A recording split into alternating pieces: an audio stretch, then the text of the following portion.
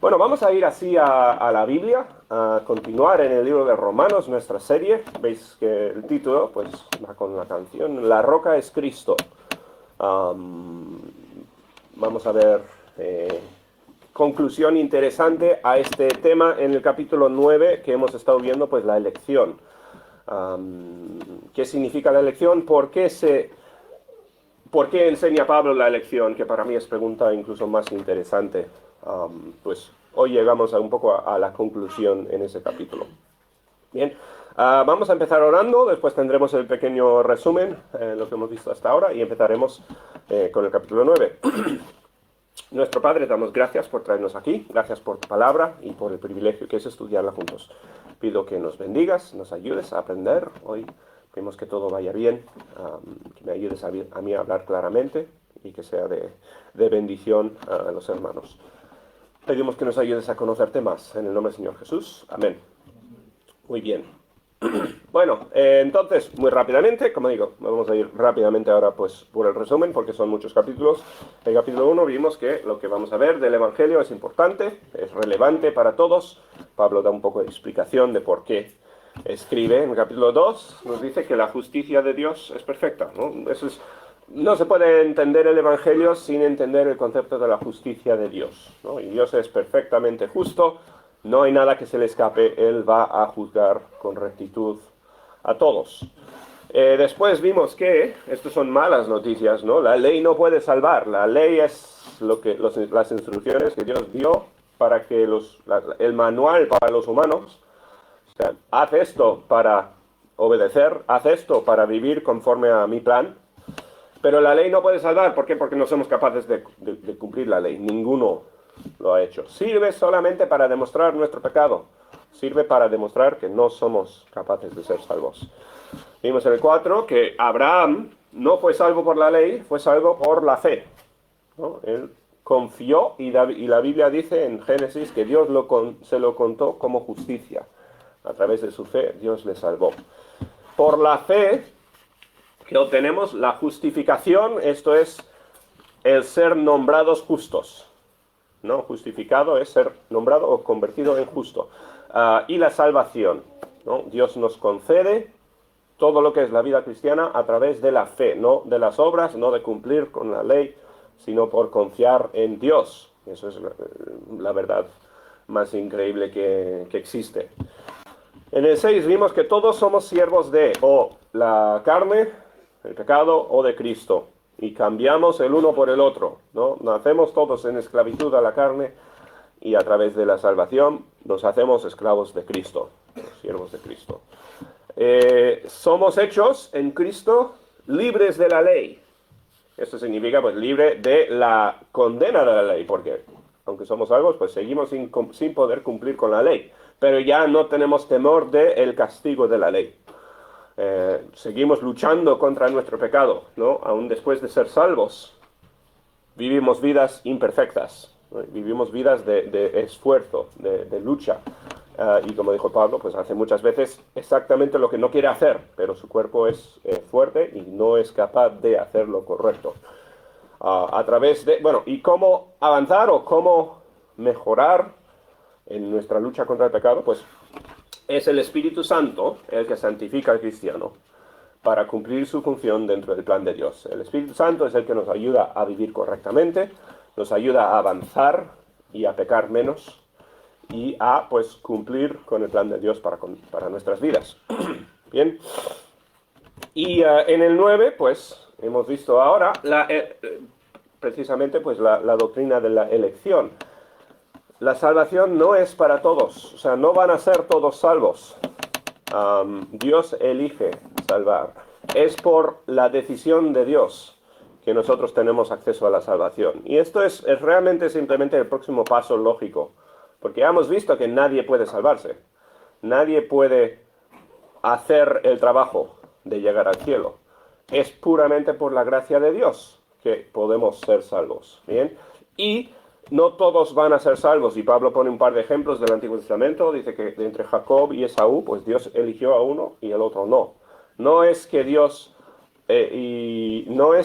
fue injusto al dar la promesa a Jacob, porque ni uno ni el otro merecía la promesa. Ni el uno ni el otro merecía que Dios le hiciera ningún bien. Dios eligió bendecir a Jacob, de la misma forma elige salvar a los que él salva. No es injusto para el que no es salvo el que Dios haya salvado a otros. ¿Bien? Es puramente por la gracia de Dios. Y vimos que eso, nosotros no podemos cuestionar a Dios en esto. No tenemos el derecho ni la capacidad de discutir con la sabiduría de Dios. La doctrina de la elección no debería dar miedo a la hora de... Porque muchas veces, o sea, se trata de este tema y pues vamos después a la próxima pregunta, ¿no? Que es, ¿y qué pasa si esta persona no es elegida por Dios o algo así? No debería...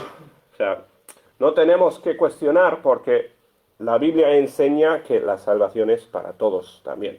Esto es, cualquier persona tiene la opción, humanamente hablando, de venir a Cristo. Pero la Biblia enseña que no todos lo van a hacer. No todos van a ser salvos. Y la doctrina de la elección, pues, explica un poquito que los que fueron salvos, pues fue porque Dios quiso, ¿no? Porque Dios les tuvo misericordia, porque sin Él todos irían al infierno, todos serían castigados por sus pecados. Bien, vimos eso en el capítulo 1, en el primer mensaje hace 2 semanas, hablamos de la simiente de Abraham, que no todos, ni siquiera todos los judíos, porque Dios escogió a Jacob y de Jacob hizo el pueblo de Israel, pero no todos los judíos fueron salvos también. Dijo Pablo que dentro de la simiente de Abraham hubo la simiente verdadera de Abraham, o sea, los que fueron salvos, y la mayoría de los judíos no fueron salvos.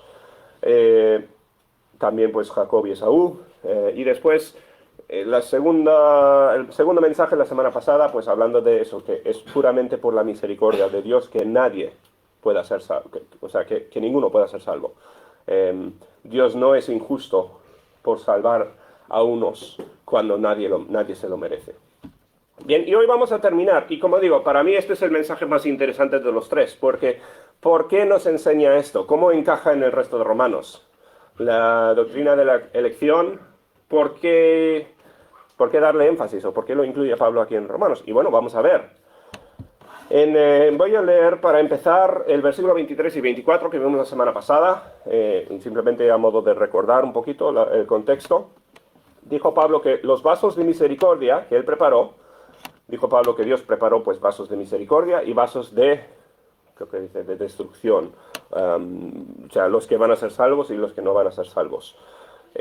Hablamos de vasos, un vaso adornado, como para poner plantas, un vaso bonito, y después un vaso cotidiano, es un poco la idea, un vaso que es pues, simplemente para lavar los pies o algo así.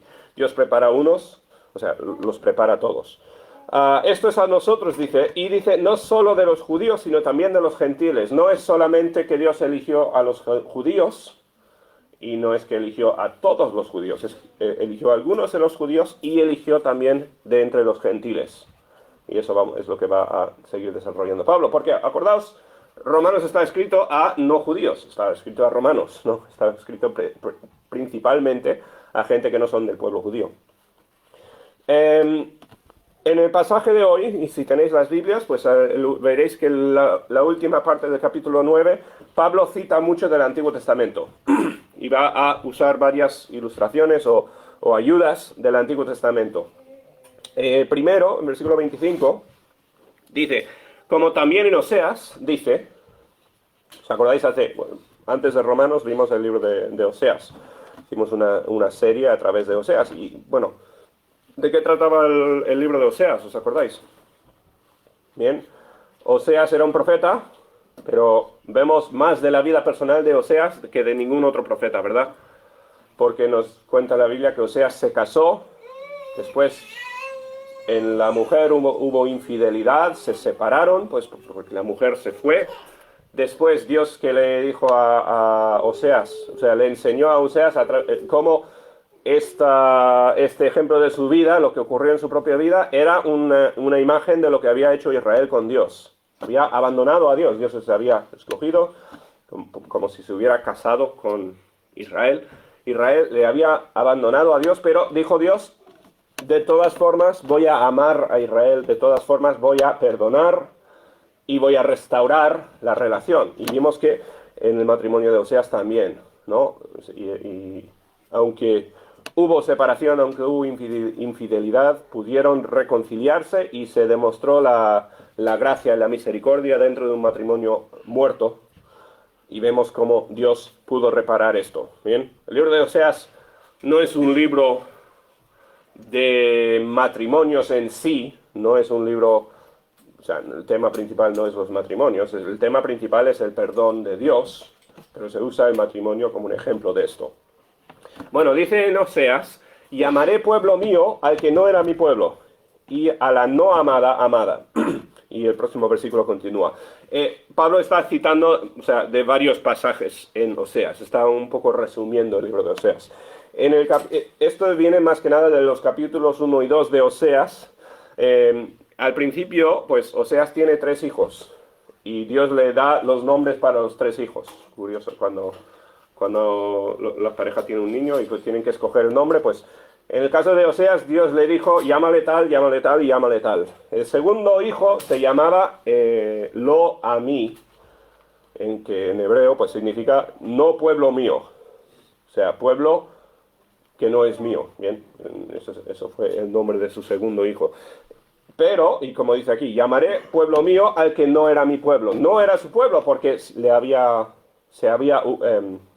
como divorciado de Dios, ¿no? Se había separado de Dios, el pueblo. Pero aunque no era su pueblo, pues Dios les iba a amar y restaurar. Y eso es la idea de Oseas, ¿no? Como dice en Oseas, llamaré pueblo mío al que no era mi pueblo, y a la no amada, o sea, la mujer de Oseas, amada.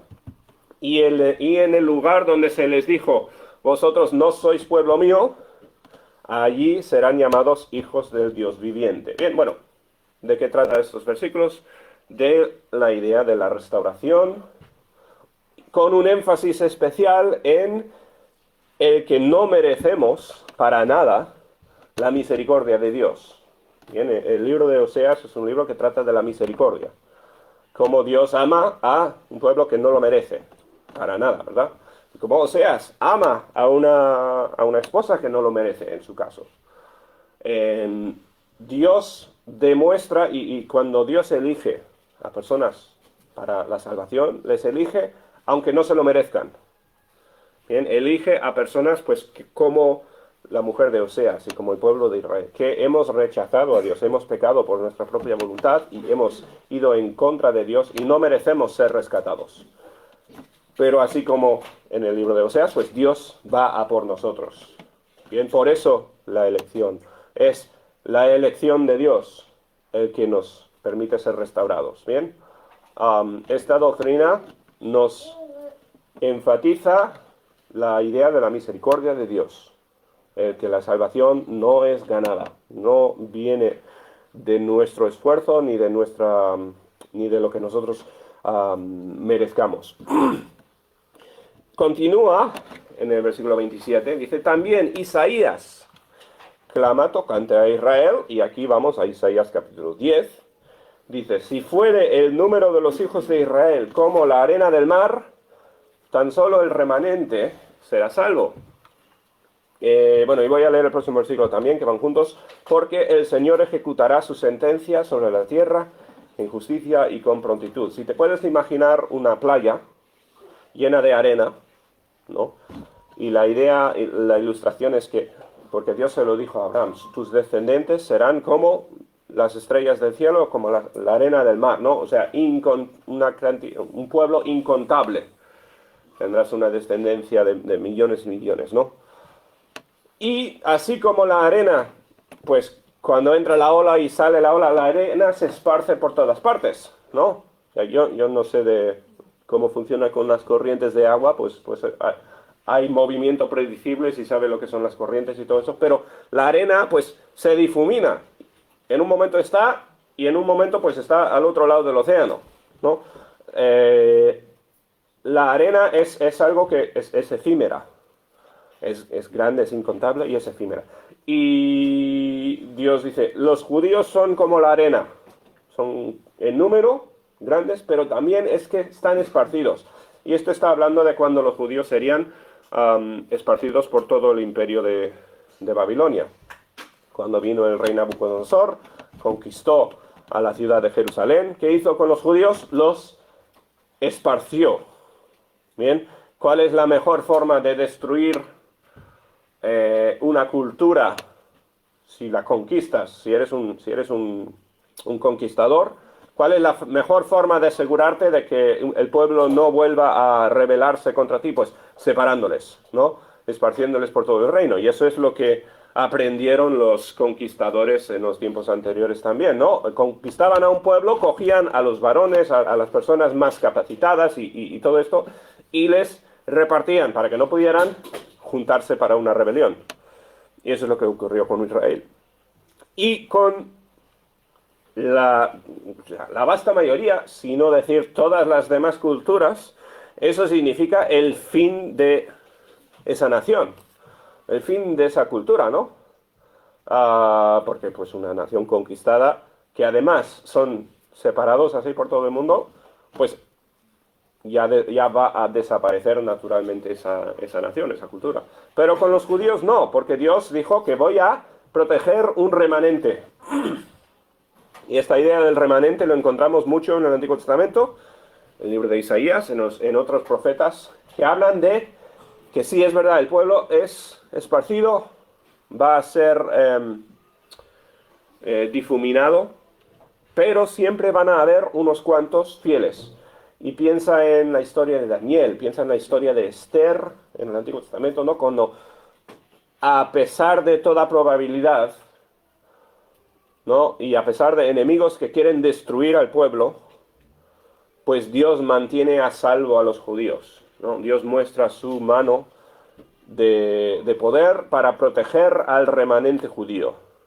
En el libro de Esther debería haber acabado el pueblo judío, ¿no? Porque en todo el imperio, Amán consiguió que el rey diera permiso de matar a todos los judíos, ¿no?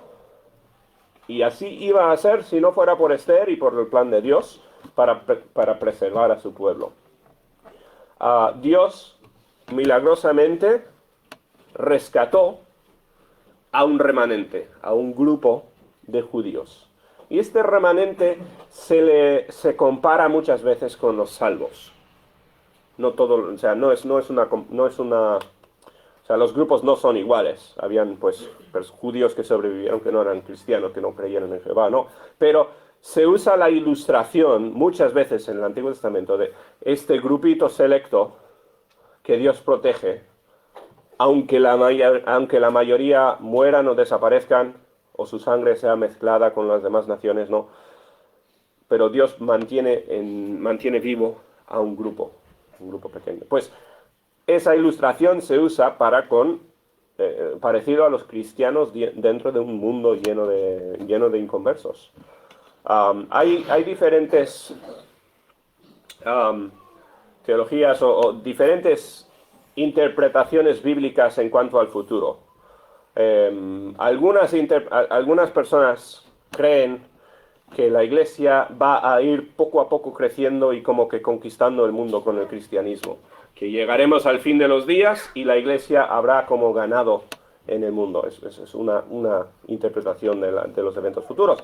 No es la interpretación que creo yo, no creo que es lo que enseña la Biblia, porque siempre tenemos esta idea de la iglesia o de los cristianos como un remanente, como un grupo pequeño de entre todos. Y parece ser eso es lo que va a ocurrir hasta que venga Jesús a reinar en la tierra. ¿Bien? Llegará el momento cuando cuando todos se arrodillarán ante Dios, pero eso vendrá cuando Jesús vuelve a la tierra. Pero aquí se usa esta idea del remanente para ilustrar lo que son, pues, los electos, los salvos de entre el mundo. La mayoría se pierde, pero algunos Dios protege, algunos Dios mantiene vivos. El Señor ejecutará su sentencia, esto es su plan, lo que Él decrete sobre la tierra en justicia y con prontitud. Prontitud, la palabra es con finalidad, o sea, nadie puede ir en contra del plan de Dios. Es la idea. Es la misma palabra o misma raíz que cuando Jesús dijo en la cruz, al final de todo, ¿os acordáis? Consumado es, o sea, se acabó, se terminó el plan, se terminó la tarea, pues esa es esta misma palabra. Dios ejecutará su plan y se acabó, y no hay nadie que pueda hacer nada para impedirlo, ¿no? Ni Satanás, ni ninguna persona puede estorbar o cambiar lo que es el plan de Dios. Dios va a ejecutar su plan y punto, es la idea. Y Dios va a cuidar de su remanente. Bien, en el contexto de Romanos, en este pasaje, en lo que estaba hablando Pablo, pues está identificando esto como con los cristianos. Bien, los electos, los que Dios ha escogido de entre el pueblo. También en el capítulo 1 de Isaías, aquí cita Pablo de Isaías 1:9, como antes dijo Isaías, si el Señor de los ejércitos no nos hubiera dejado descendencia, la palabra aquí descendencia, mencioné, no sé si la semana pasada o la anterior, es la palabra en griego esperma, es la idea de la semilla. Cuando se mencionó en Génesis que Dios iba a proteger la semilla, la línea de Eva, y esa semilla iba a ser el Señor Jesucristo, esa línea iba a terminar en Cristo, pues esa es la misma idea. Si el Señor de los ejércitos no hubiera mantenido viva esa raíz, esa semilla, ese remanente, dice, como Sodoma habríamos venido a ser y a Gomorra seríamos semejantes. ¿Os acordáis de Sodoma y Gomorra en la Biblia? No, que Dios destruyó con fuego del cielo. Piensa en la isla de Pompeya, ¿no? Que fue destruida por el volcán en los tiempos más o menos los tiempos del Nuevo Testamento. Pues no sabemos cómo lo hizo Dios, pero hizo caer fuego y azufre del cielo y destruyó las ciudades enteras, ¿no? Y sabemos que fue por su pecado y hay toda una historia ahí alrededor. Pero aquí simplemente diciendo, si no fuera por la protección de Dios sobre este remanente, este grupito, habríamos sido todos destruidos. Imagínate cuando Dios mandó el diluvio por el pecado de los humanos en los tiempos de Noé. Imagínate si Dios no hubiese guardado a un remanente en forma de Noé y su familia en el barco, ¿no? Pues habrían sido todos destruidos. Dios estaba destruyendo el mundo por su pecado, ¿no? Pero mantuvo vivo a un remanente, mantuvo vivo a un grupo selecto. Dios escogió a Noé y a su familia. Y a través de ellos, pues mantuvo en vida la humanidad. Pues la misma idea aquí. Si no fuera que Dios hubiera milagrosamente protegido a su remanente de entre los judíos, el pueblo judío habría llegado a ser como Sodoma y Gomorra. Y yo creo que igual se podría decir también en los tiempos de la Segunda Guerra Mundial, ¿no? Y Hitler, o sea, en la historia vemos que Hitler, con sus planes de conquistar el mundo y todo eso, estuvo humanamente muy, muy, muy cerca de conseguir su plan. De conquistar a todos, de matar a todos los judíos, de transformar completamente lo que es la faz de la tierra. Y por la mano de Dios se frenó. Por la mano de Dios, pues, no llegó a ser ese el futuro. Y Dios una vez más protegió a los judíos y protegió a muchos más también, evidentemente. Pero Dios dijo que no, porque su mano estaba sobre su pueblo. Y de la misma forma hoy, mencioné esta semana que en este grupo de WhatsApp, ahí el hermano Moyano ha empezado un grupo donde habla de noticias de Israel, simplemente pues un poco en contraste a lo que se escucha en la tierra de Israel, que son todos pues como si fueran asesinos malvados intentando matar a... O sea, se escucha una versión muy, muy incompleta de la historia entre Israel y los países árabes hoy en día. Pues hoy en día Dios sigue protegiendo a Israel. O sea, humanamente no tiene sentido que sigan con vida, pero Dios sigue protegiendo. Y Dios está siendo consistente con su plan desde el inicio. de guardar un remanente porque no ha acabado su plan. Bien, bueno, si el Señor no hubiera dejado descendencia, este grupo, este remanente, este grupo seleccionado por Dios, habrían sido como Sodoma y Gomorra. De la misma forma, si Dios no hubiese elegido a algunos, la humanidad acabaría en el infierno, ¿no? La humanidad acabaría agotada. Pero Dios, por su misericordia, por su gracia, no porque lo hayamos merecido, ningunos ha escogido salvar. Dice el 30, ¿qué pues diremos? Que los gentiles que no iban tras la justicia han alcanzado la justicia, es decir, la justicia que es por la fe. Paramos aquí, continúa la idea en el próximo versículo, pero ahora cerramos el capítulo, cerramos la idea esta de la elección. Dios eligió de entre los judíos, y como dijo antes Pablo, Dios eligió también de entre los gentiles. Menos mal, ¿no? Porque aquí no sé si todos somos gentiles, o no sé si alguno tendrá algo de sangre judía o no, pero predominantemente somos pueblo gentil. Pero Dios escogió de entre los dos pueblos. Que los gentiles, dice, que no iban tras la justicia. Esto es porque los judíos tenían una historia de la Biblia, o sea, tenían una historia de conocer a Jehová, ¿verdad? Ellos, pues, por ser el pueblo de Dios, tenían acceso a la verdad, tenían acceso a Dios, acceso a la salvación, por decirlo así, a través de la ley. Y muchos de entre ellos, pues, se obsesionaban con cumplir la ley. Y lo hacían a veces de mala forma, o sea, lo hacían para ganarse la salvación, lo hacían porque pensaban que eso les daría favor ante Dios. Como Pablo mismo, ¿no? Que fue un fariseo y dedicó su vida a fanáticamente cumplir la ley, o intentar cumplir la ley. Pues los gentiles nunca hicieron eso, los gentiles no tenían la ley, no tenían acceso a la salvación, casi por decirlo así, es un poco simplificar la cosa, porque sí tenían acceso.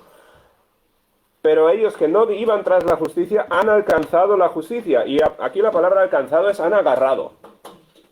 Y aquí Pablo muestra otra vez el contrabalance contra el... O sea, enseña la elección de Dios y enseña también que los gentiles alcanzaron, la palabra es agarraron, se aferraron a la justicia. Los judíos consiguieron la salvación. La justicia, esto es decir, la justicia que es por la fe. ¿Cómo lo consiguieron? Con la fe. Por creer, los gentiles en Cristo, por creer en el mensaje de la salvación, ellos alcanzaron la salvación, por decirlo así. O sea, eso es la palabra en griego. Esto todo dentro del contexto de la elección de Dios, ¿no? Que Dios les eligió para salvación.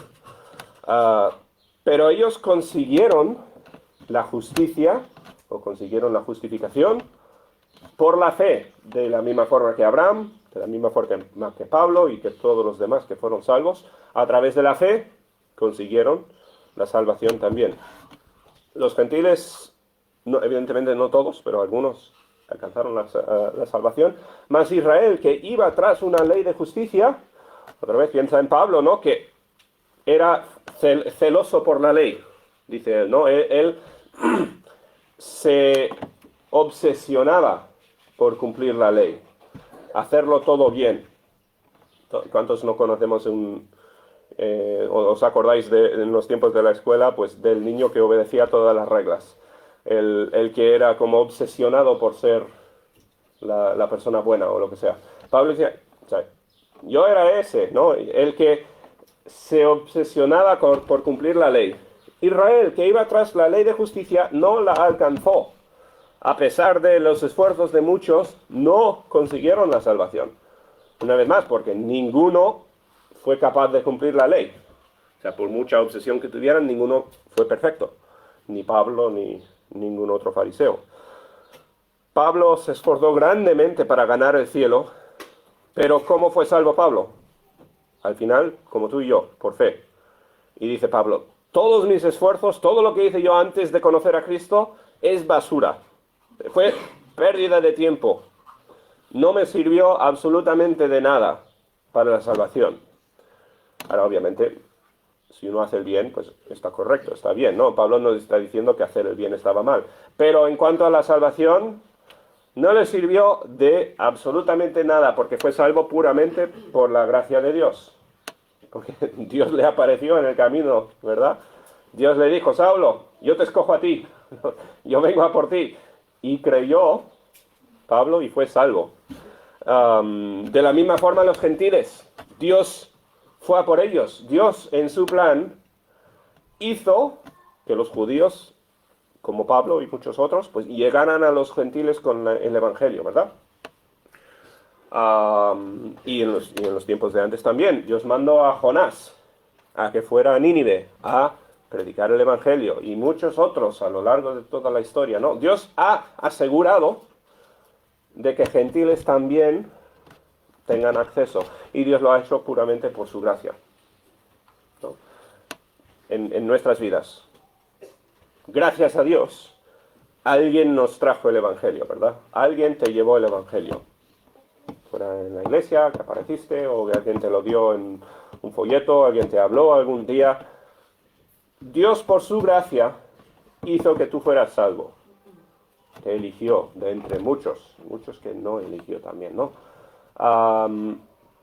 Gracias a Él somos salvos, si eres salvo, ¿no? Si eres un hijo de Dios. No importa si eres judío o si eres gentil, si Dios no te trae el Evangelio, no vas a ser salvo. ¿Por qué? Bueno, dice Pablo, ¿por qué no fueron salvos los judíos, aunque se esforzaban, aunque lo hacían todo bien, aunque intentaban ganarse la salvación? Pues porque iban tras ella no por fe, sino como por obras de la ley. Y esto es resumen de todo lo que hemos visto hasta ahora en Romanos. Los judíos no fueron salvos, ¿por qué? Porque estaban intentando ganárselo. Estaban intentando esforzarse para ganar el cielo. No fueron por fe. Pues y aquí dice, pues tropezaron en la piedra de tropiezo. La diferencia entre el cristianismo y las demás religiones del mundo es que nosotros creemos en la salvación por fe, no por obras, ¿verdad? En cualquier religión, o sea, la salvación, o puedes llamarlo lo que quieras, salvación o reencarnación o nirvana o lo que sea en la religión que sea, ¿no? Pero la meta, la promesa de esa religión se alcanza a través de obras. Se alcanza a través de vivir una vida específicamente cumpliendo tal cosa. Dentro de la Iglesia Católica, que usa la Biblia y tiene muchas cosas, tiene algunas cosas buenas, ¿no? Pero se enseña la salvación alcanzada por los sacramentos. Se enseña a base de obras que podemos ganarnos la salvación. Y eso va en contra del libro de Romanos, en contra de lo que enseña la Biblia en cuanto a la salvación, porque todo aquel que intente ganarse la salvación no lo va a conseguir. Es imposible. La salvación viene únicamente por fe. ¿Fe en qué? Fe en que Cristo hizo la obra ya. En que Cristo nos puede salvar y no nosotros mismos. ¿Bien? Requiere, por eso, humildad para decir, yo no puedo ganarme la salvación, yo no puedo alcanzarlo, necesito la salvación dada por Cristo. Dice, los judíos iban por la salvación, iban a través de la salvación por obras, no por fe. Dice, pues tropezaron en la piedra de tropiezo. Esta es frase muy, muy curiosa. Tropezaron aquí es que se chocaron contra algo. No es tanto la idea de que se cayeron, es que se toparon contra un obstáculo, se toparon contra la realidad, en este caso. ¿Y la realidad cuál es? La realidad es Cristo, la piedra de tropiezo, como dije en el título del mensaje, ¿no? ¿Quién es la piedra? La roca es Cristo, ¿bien? Los judíos que intentaban ganarse la salvación se tropezaron, se toparon con la realidad que es Cristo. Y podríamos pasar mucho tiempo con esta imagen de la roca, porque se encuentra a lo largo de la Biblia esta idea de Cristo. Ya cantamos antes, ¿no? Cristo es la peña de Oreb. Eso viene de 1 Corintios, cuando Pablo dice que Jesús fue la piedra de Oreb. O sea, Jesús fue el que mantuvo con vida a los judíos. Jesús fue la salvación para los judíos, Él es el que los sacó. Nosotros pensamos muchas veces que Moisés salvó a los judíos, ¿no? Pero no fue Moisés, fue Dios, fue Jesús mismo. Um, Moisés mismo muchas veces habla de Cristo como la roca. O sea, creo que eran 5 pasajes donde Moisés usa la palabra roca. Con Cristo se ve muchas veces en los Salmos también la idea de que Dios es nuestra roca. También se usa la fortaleza. Um, Esta idea de Dios como una piedra o como una roca es un tema que se usa muchas veces en la Biblia. También Cristo, hablando con Pablo, dijo, ¿te acuerdas? Sobre esta roca construiré mi iglesia, hablando de sí mismo. En la Biblia, pues, la roca habla de ¿qué? Habla de una realidad firme. La roca no es una piedrita que encuentras en el camino y lo levantas y lo tiras. La roca está hablando, pues, no me acuerdo ahora en qué dirección, hacia ahí tenemos, por ejemplo, las peñas de Haya, ¿no? El monte, y se ve encima, pues, que todo el monte al final es una roca. Está cubierta por una capa de tierra, ¿no? Y por eso pues, crecen árboles y crecen cosas verdes y cosas así. Hay una capita de tierra, pero la montaña en sí, ¿qué es? Es una roca grande. Y eso es la roca de que estamos hablando aquí, ¿no? La realidad inmovible, y las montañas aquí se pueden mover con terremotos o cosas así, pues son capaces de romperse. Pero Cristo es la roca más grande, la roca inmovible es la idea.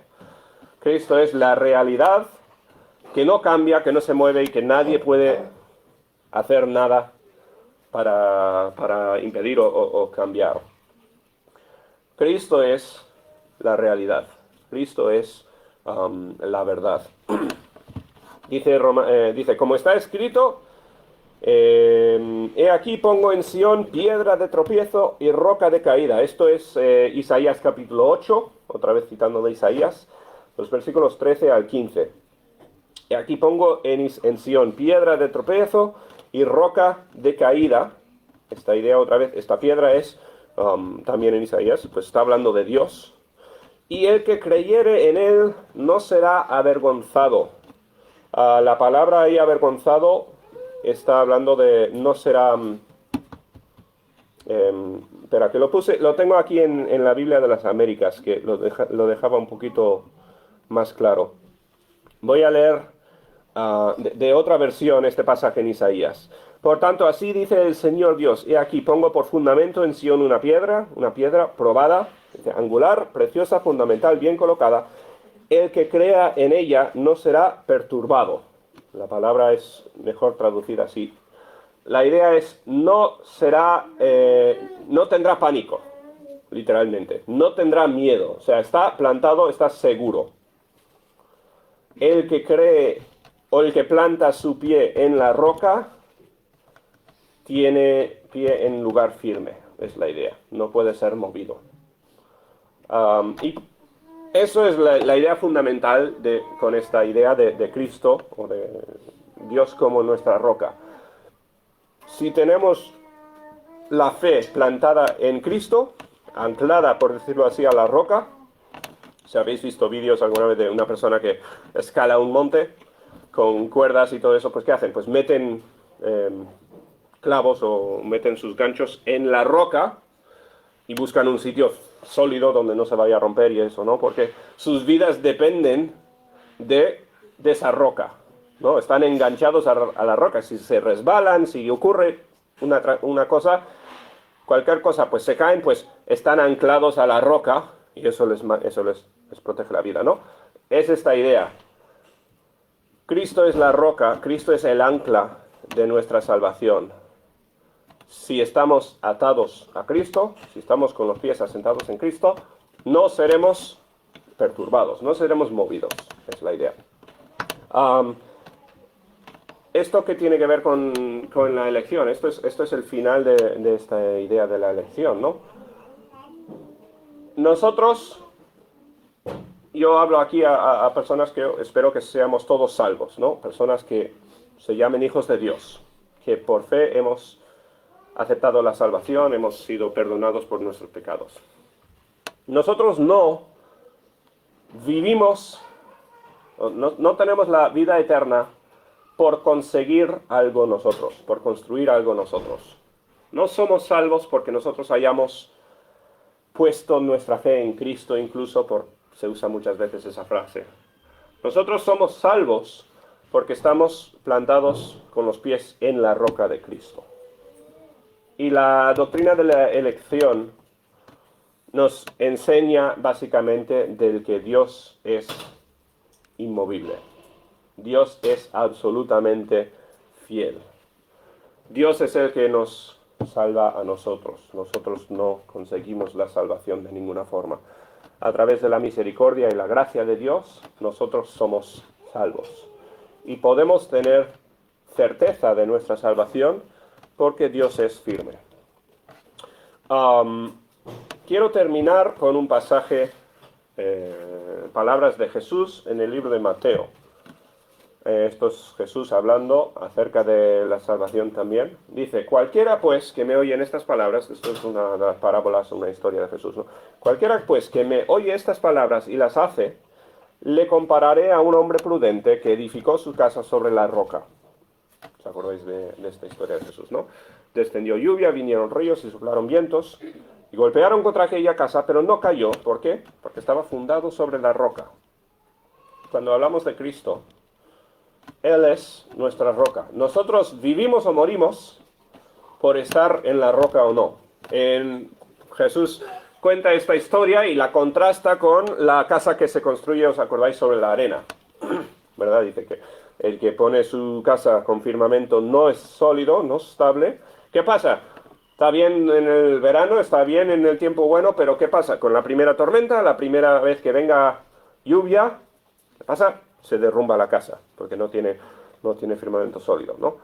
El que es salvo puede tener confianza, puede tener seguridad de su salvación. ¿Por qué? Porque Cristo es la roca.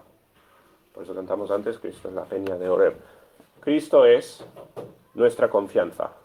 Y Dios, el que creó el mundo, el que creó las peñas de Haya y las rocas más grandes que te puedas imaginar aquí en la tierra, pues Él es más inamovible incluso que ellos, ¿no? Dios es más fiel y más confiable que la roca más grande que hay aquí en la tierra, ¿no? Nosotros somos salvos porque la roca decidió salvarnos a nosotros, porque Cristo decidió salvarnos. Y eso es motivo de confianza, ¿no?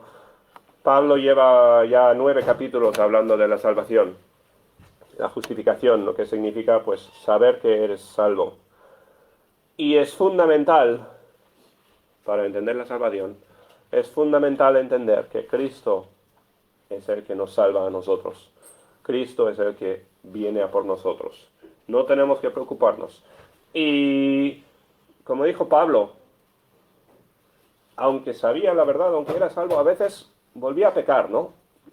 Tenía su tentación, caía en su pecado y se desanimaba, pues porque sabía que no debía estar pecando, pero lo hacía. Pero Pablo estaba seguro de su salvación, estaba confiado. ¿Por qué? Porque Dios le salvó a él. Porque su salvación no dependía de sus obras, no dependía de portarse bien él. Era salvo porque Dios le salvó. Y podemos tener pura confianza en eso. Bien, ahí terminamos el capítulo 9, la doctrina de la elección. Lo que deberíamos llevar de todo esto es confianza en nuestro Salvador. Confianza en que nada nos puede quitar de su mano, ¿no? Somos salvos para siempre porque Él lo quiso así. Bien, vamos a terminar orando y lo dejamos así. Nuestro Padre, damos gracias por el tiempo que hemos disfrutado en tu palabra, gracias por las doctrinas que estamos aprendiendo de ti y gracias por tu salvación, por tu misericordia y tu deseo de venir a por nosotros. Pido que nos bendigas, nos ayudes a seguir creciendo, confiando más en ti y haciendo más de nuestra labor de predicar el Evangelio, de llevar el Evangelio a los demás. Y pido que pues tú seas glorificado en nuestras acciones. Pido por cada persona esta semana que nos cuides, nos ayudes a hacer lo correcto. En el nombre del Señor te lo pedimos todo. Amén.